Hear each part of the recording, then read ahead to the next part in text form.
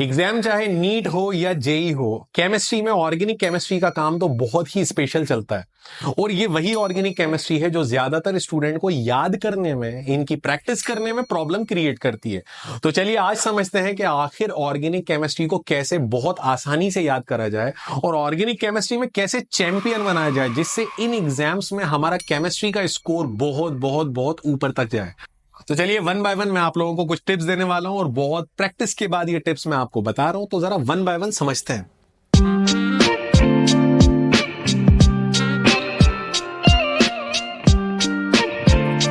तो पहली टिप है लर्न बेसिक्स। देखो यार, ऑर्गेनिक केमिस्ट्री के अंदर कई स्टूडेंट्स की प्रॉब्लम ये होती है कि वो किसी भी एक्सवाईजी कोचिंग गए, वहां पे उन्होंने नोट्स उठाया और सीधे शूट करा, मतलब क्वेश्चन को सॉल्व करना शुरू करा। कुछ क्वेश्चन सॉल्व हुए, फिर कुछ में रुक गए और रुके ऐसे के आगे के क्वेश्चन करना ही भूल गए हम, क्योंकि हमारे बहुत खतरनाक फ्रस्ट्रेट हो गए। तो बच्चों, इसकी सबसे सिंपल स्ट्रेटेजी ये है कि आप अपनी एनसीईआरटी की बुक या आपके जो प्रॉपर अगर नोट्स बने तो उन नोट्स में से या एनसीईआरटी की बुक में से आप ऑर्गेनिक केमिस्ट्री के बेसिक्स पढ़ना शुरू करो। सबसे पहले आप नॉमेनक्लेचर पे अच्छी तरह ध्यान लगाओ। आपको एक टेबल बनाना होगी जिसमें आपको पता होना चाहिए कि भाई फंक्शनल ग्रुप क्या होते हैं। मतलब आप नोट्स या बुक में से अगर आप पढ़ रहे हो तो आपको बेसिक्स पे ज्यादा ध्यान देना है। आपको पता होना चाहिए कि इंडक्टिव इफेक्ट क्या होता है, प्लस आई कब आता है, माइनस आई कब आता है, रेजोनेंस में प्लस आर माइनस आर कब आता है। तो एक बार बेसिक्स आप सीख लो, प्राइमरी कार्बन किसे कहते हैं, सेकेंडरी कार्बन किसे कहते हैं। तो एक बार अगर आप बेसिक सीख लोगे तो आगे जाकर आप मैकेनिज्म में, आप रिएक्शन में, कन्वर्जन में फंसोगे नहीं।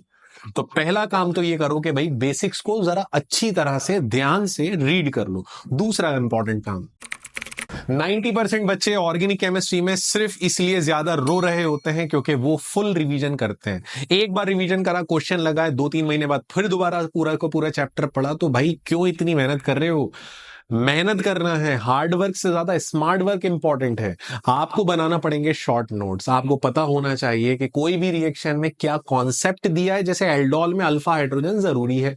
क्यों अल्फा जरूरी है? बिकॉज वो एसिडिक होता है। तो आपने क्या करा, एल्डोल लिखा और शॉर्ट में 2 लाइन लिख दी और इक्वेशन बना दी। मतलब आप शॉर्ट नोट्स ऐसे बनाओ कि किसी भी यूनिट को आप 2 पेजेस या 3 पेजेस में फटाक से एंड करो विद कॉन्सेप्ट। समझ में आ रहा है?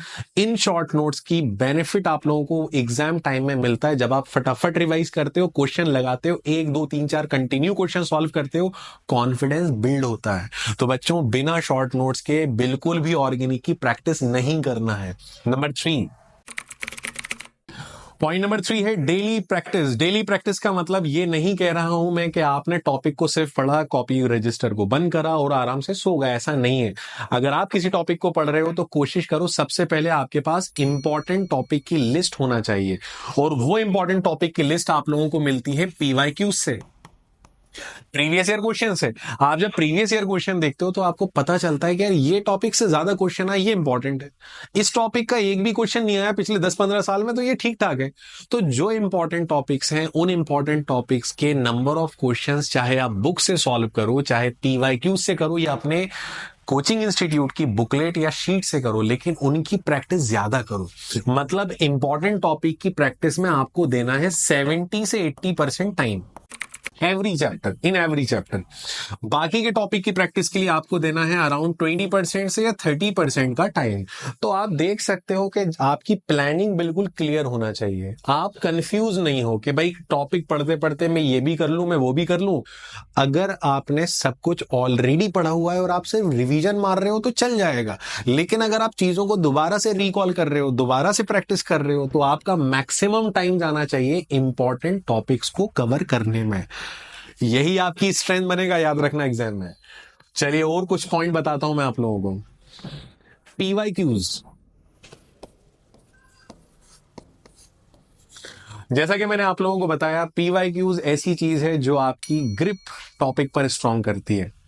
एक पर्टिकुलर बुक आप ऐसी लो, आपके पास 1000 तरह की बुक्स हो ऐसा जरूरी नहीं है। आपके पास कुछ नंबर ऑफ पर्टिकुलर बुक्स हो।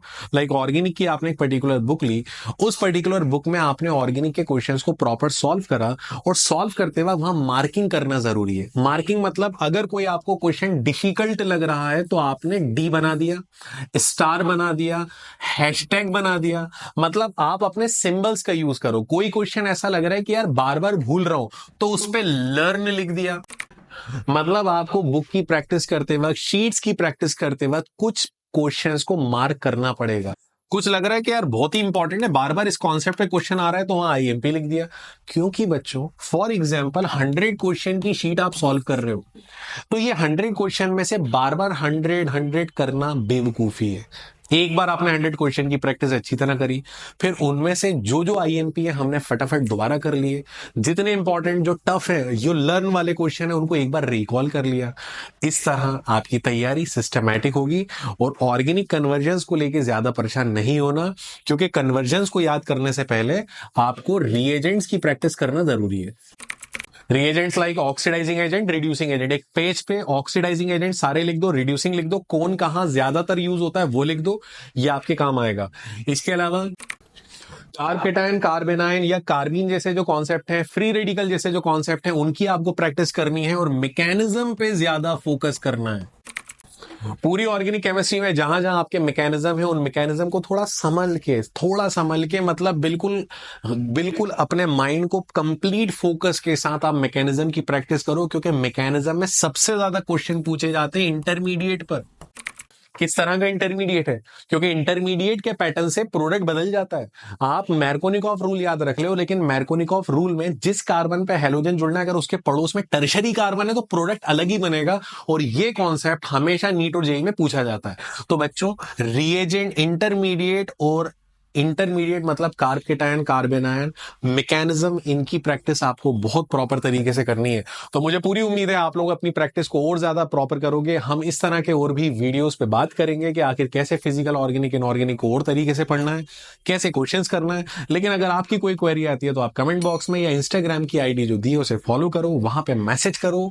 So guys that's all for today and thank you very much.